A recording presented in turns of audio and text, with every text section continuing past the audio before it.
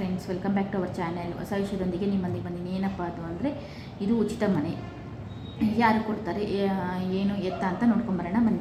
ಉಚಿತ ಮನೆಗೆ ಅರ್ಜಿ ಹಾಕಿದವರಿಗೆ ಸಿಹಿ ಸುದ್ದಿ. ಏನಪ್ಪ ಅಂದರೆ, ಕೋಟ್ಯಾಂತರ ಕುಟುಂಬಗಳಿಗೆ ಮನೆ ಪಕ್ಕ ಸಿಗುತ್ತೆ. ಏನಪ್ಪ ಅಂದರೆ, PM ಆವಾಸ್ ಯೋಜನೆಯಲ್ಲಿ ಅರ್ಜಿಯನ್ನು ಸಲ್ಲಿಸಬೇಕಾಗತ್ತೆ. ಅದರ ಉದ್ದೇಶ ಏನು ಮತ್ತು ಪ್ರಯೋಜನಗಳೇನು ಅಂತ ತಿಳಿಯೋಣ.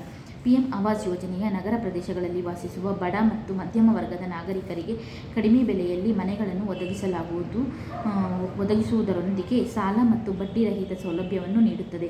ಈ ಯೋಜನೆಯ ಪ್ರಮುಖ ಪ್ರಯೋಜನಗಳು ಏನಪ್ಪ ಅಂದರೆ, ಹಣಕಾಸು ನೆರವು. ಭೂಮಿ ಬಡತನವಿರುವವರಿಗೆ ಮೇಲೆ ನಿರ್ಮಾಣಕ್ಕಾಗಿ 2.5 ಲಕ್ಷದವರೆಗೆ ನೇರ ಸಹಾಯಧನವನ್ನು ನೀಡಲಾಗುತ್ತದೆ.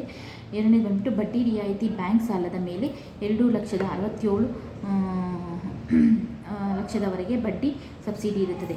ಕಡಿಮೆ ಬೆಲೆಯ ವಸತಿ. ಭೂಮಿ ಇಲ್ಲದವರಿಗೆ ಸರ್ಕಾರದಿಂದ ನಿರ್ಮಿತವಾದಂತಹ ಮನೆಗಳನ್ನು ಅತ್ಯಂತ ಕಡಿಮೆ ಬೆಲೆಗೆ ಖರೀದಿಸುವ ಅವಕಾಶವನ್ನು ನೀಡುತ್ತದೆ. ಬಾಡಿಗೆ ವಸತಿ ಮತ್ತು ಆದಾಯ ಕೊರತೆ ಇರುವವರಿಗೆ ಸರ್ಕಾರಿ ನಿರ್ಮಿತ ಬಾಡಿಗೆ ಮನೆಗಳು ಸಿಗುತ್ತವೆ. ಯಾರಿಗೆ ಅರ್ಹತೆ ಅಂತಂದರೆ, ಯಾರೆಲ್ಲ ಅರ್ಹರು ಇದಕ್ಕೆ ಅಂತಂದರೆ, ಯಾರೆಲ್ಲ ಇದನ್ನು ಪ್ರಯೋಜನವನ್ನು ಪಡ್ಕೋಬಹುದು ಅಂದರೆ, EWS ಆರ್ಥಿಕವಾಗಿ ದುರ್ಬಲ ವರ್ಗದವರು, ವಾರ್ಷಿಕ ಆದಾಯ 3 ಲಕ್ಷಕ್ಕೆ ಕಡಿಮೆ ಇರುವವರು, LIG ಕಡಿಮೆ ಆದಾಯದ ಗುಂಪು, ವಾರ್ಷಿಕ ಆದಾಯ 6 ಲಕ್ಷದವರೆಗೆ ಇರಬೇಕು, MIG ಮಧ್ಯಮ ಆದಾಯ ಗುಂಪು, ವಾರ್ಷಿಕ ಆದಾಯ 9 ಲಕ್ಷದವರೆಗೆ ಇರಬೇಕಾಗುತ್ತೆ. ಏನೇನು ಷರತ್ತುಗಳು ಹಾಕಿದ್ದಾರೆ ಅಂತಂದರೆ, ಅರ್ಜಿದಾರರು ಹಿಂದೆ ಯಾವುದೇ ಸರ್ಕಾರಿ ಮನೆ ಯೋಜನೆಯಿಂದ ಪ್ರಯೋಜನವನ್ನು ಪಡೆದಿರಬಾರ್ದು. ಮಹಿಳೆಯರು, ಒಂಟಿ ಮಹಿಳೆಯರು, ಅಂಗವಿಕಲರು, SC ST ಅಲ್ಪಸಂಖ್ಯಾತರು ಪ್ರಾಮುಖ್ಯತೆ ಮತ್ತು ಅವ್ರಿಗೆ ಮೊದಲ ಪ್ರಾಮುಖ್ಯತೆಯನ್ನು ಕೊಡ್ತಾರೆ.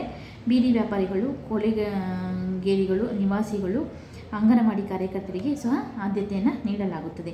ಅರ್ಜಿ ಸಲ್ಲಿಸುವ ವಿಧಾನ ಬಂದ್ಬಿಟ್ಟು, PM ಆವಾಸ್ ಯೋಜನೆ ಅರ್ಜಿ ಸಲ್ಲಿಸಲು ಈ ಕೆಳಗಿನ ಹಂತಗಳನ್ನು ಪಾಲಿಸಬೇಕಾಗತ್ತೆ. ನಾನು ಡಿಸ್ಕ್ರಿಪ್ಷನ್ ಬಾಕ್ಸಲ್ಲಿ ಲಿಂಕನ್ನು ಕೊಟ್ಟಿರ್ತೀನಿ. ಆಸಕ್ತಿ ಇದ್ದರೆ ಹೋಗಿ ಅಪ್ಲಿಕೇಶನ್ನ ಹಾಕಿ ಅಂತ ಹೇಳ್ತಾ ಈ ವಿಡಿಯೋ ಮುಗಿಸ್ತಾ ಇದ್ದೀನಿ. ನಮ್ಮಂಥವ್ರನ್ನ ಪ್ರೋತ್ಸಾಹಿಸಿ ಅಂತ ಕೇಳ್ತಾ, thank you for watching. Take care. Bye by.